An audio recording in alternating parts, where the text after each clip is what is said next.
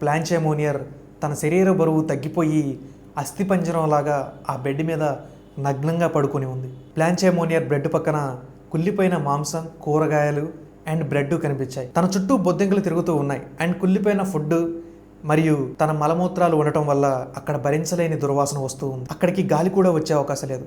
అక్కడే ఉన్న కిటికీని తెరవగా దాంట్లో నుంచి సూర్యకిరణాలు బ్లాంచే మోనియర్ మొహం మీద పడ్డాయి. 26 సంవత్సరాల తర్వాత బ్లాంచే మోనియర్ సూర్యకాంతిని చూసింది. అక్కడి నుంచి తీసుకెళ్లి బ్లాంచే మోనియర్ని తన వెయిట్ చెక్ చేయగా 25 కేజీలు మాత్రమే ఉంది. తన తల్లిని వెంటనే అరెస్ట్ చేశారు.